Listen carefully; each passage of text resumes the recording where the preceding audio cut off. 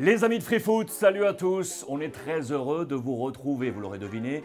On est à Marseille, à la Commanderie, le centre d'entraînement de l'Olympique de Marseille. Interview attendue avec un homme fort, 1m88, 32 ans, 15 février 1993. Je le connais bien parce qu'il a notamment porté le maillot de Valence, en Espagne. Vous savez que j'ai un parfum particulier pour ce club. C'est monsieur Geoffrey Kondogbia. Il sera là dans quelques petites secondes. J'espère que vous êtes prêts. Entretien de la semaine.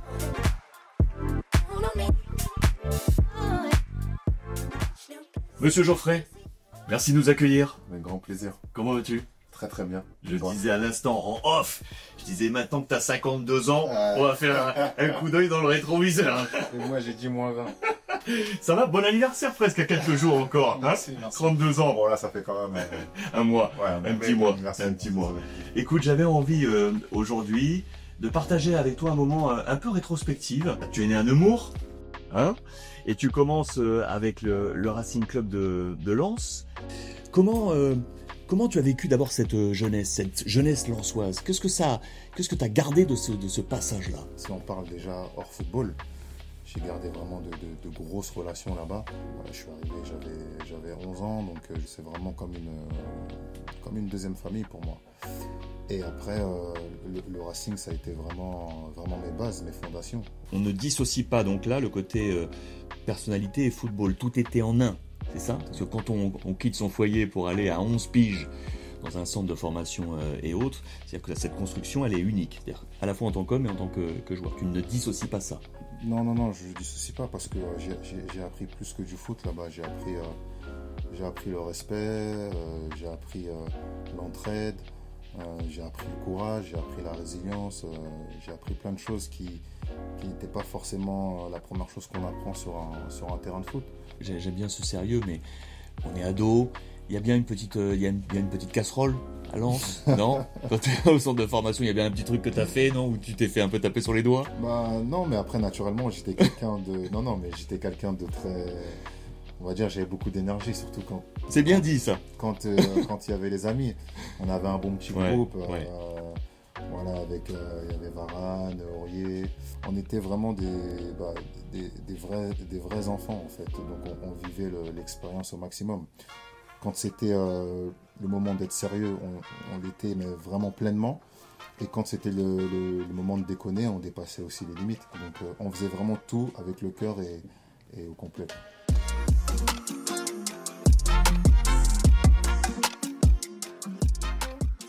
2012, Séville, tu quittes Lens, tu quittes les copains, et tout d'un coup, comment ça se passe d'ailleurs? Qui, quoi, quand, comment? 2012. Je sors d'une saison plutôt aboutie personnellement. Sur le niveau collectif, on va dire que c'est pas top. On n'arrive pas à monter, ce qui est naturellement l'objectif pour un club comme Lens, de jouer en première division. Je faisais partie de ces jeunes qui pouvaient potentiellement... bankable. Exactement. Qui pouvaient potentiellement redresser les comptes entre guillemets. Après, j'étais aussi pour découvrir... T'émanciper un peu. Exactement, découvrir autre chose. J'ai pensé à l'effectif de Séville à l'époque avec Ivan Rakitic, Alvaro Negredo qui vient d'ailleurs de tirer prendre sa retraite. Sa retraite. J'ai pas hésité, ça allait être un grand bond pour moi d'apprentissage. Une anecdote à Séville. Premier entraînement, j'arrive. L'échauffement là-bas, c'est Taureau. Donc on arrive, Taureau, etc. Bon, moi, je vois le groupe des anciens, donc je me dis, et puis il y avait Romaric qui était dans l'instance de départ, qui allait partir.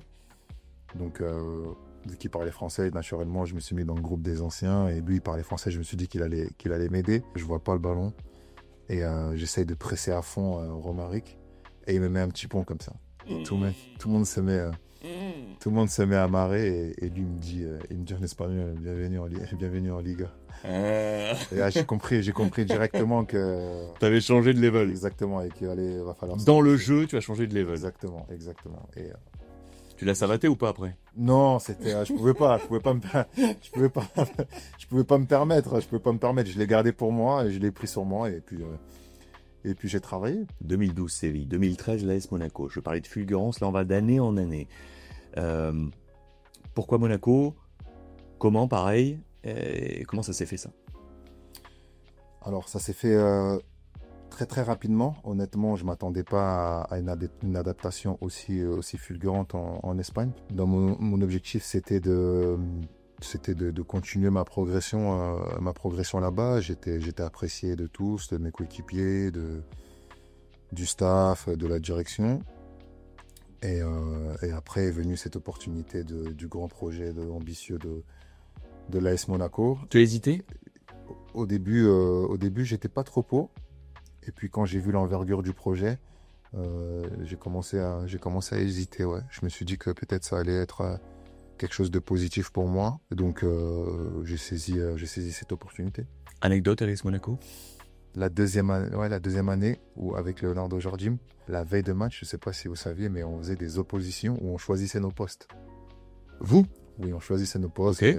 C'est-à-dire que moi, des fois, j'allais gardien. Ok. Berbatov allait défenseur central. Et en fait, c'était une manière de décompresser et de me relâcher la pression avant les grands rendez-vous. Et donc, ça lui arrivait de faire ça. T'es bon gardien? Pas mal. C'est vrai? Pas mal. Non, franchement, pas mal. Mais bon, je ne tenterai pas de... Donne pas des biscuits à Roberto, hein. On sait jamais ce qui va se passer, hein, tu sais. Et en tout cas, ouais, c'était vraiment marrant, mais ça nous permettait de décompresser avant les matchs. 2015, tu arrives à l'Inter. Je me souviens vraiment de ce moment-là parce que ça avait été... je me souviens tellement de la presse italienne qui a dû d'ailleurs être pour toi un poids assez lourd, hein, parce que tu es à ce moment-là dans le top des transferts de l'histoire de l'Inter. Ça t'a pesé, ça? Oui, naturellement. Trop? À cette période-là, je pense, ouais, peut-être. Ça a été le moment où j'ai le plus appris.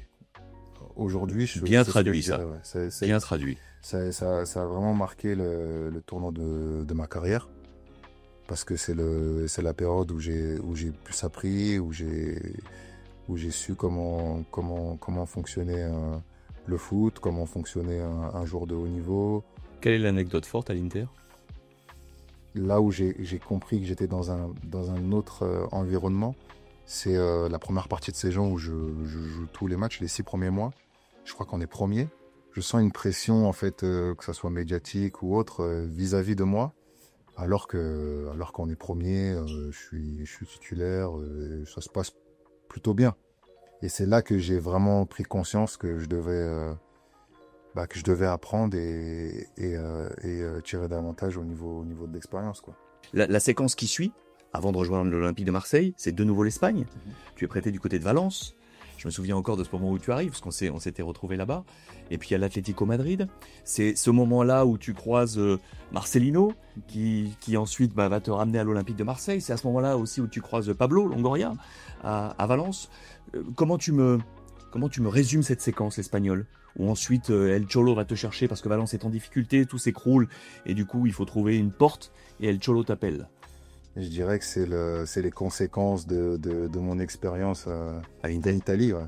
En Italie, c'est tout ce que j'ai appris, tout ce que j'ai emmagasiné dans ce championnat où la culture tactique, la culture du travail, la culture de la préparation des matchs, je l'ai retranscrit dans mon deuxième chapitre en Espagne. Quelle anecdote tu me sortirais sur El Cholo? Parce que pour tout le monde, c'est un personnage. Hein. Non, tout ce que je peux dire, enfin, il y a beaucoup d'anecdotes. Il est très très différent de ce que vous exactement, de ce qu'on peut voir en match. Oui. C'est totalement l'inverse. C'est quelqu'un de très calme, de très reposé, qui fait confiance à ses joueurs.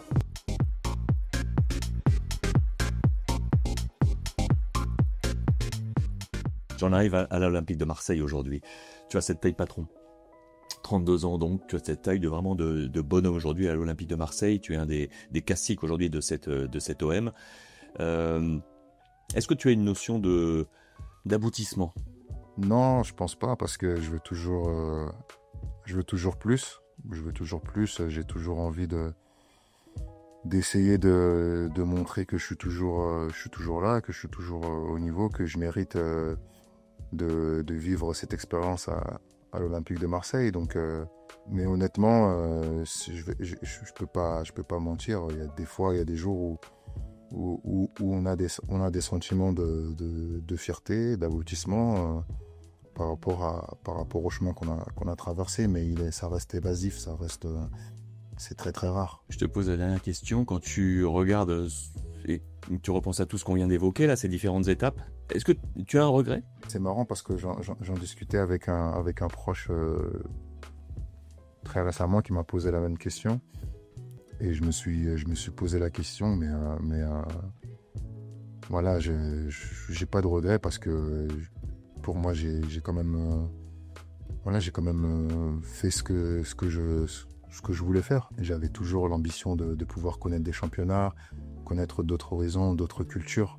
Parce que le football, ça ouvre aussi ces portes-là. Et du coup, quand tu auras réellement 52 ans, tu te diras, j'ai fait ce que j'avais à faire? Bonne question, mais on n'y est pas encore, donc m'amène pas. 20 piges encore. M'amène pas jusqu'à mes 52 ans. Laisse-moi profiter encore un petit peu. Auffray, merci. Merci Infiniment d'avoir eu cette transparence sur cette magnifique carrière Merci. qui continue. Merci.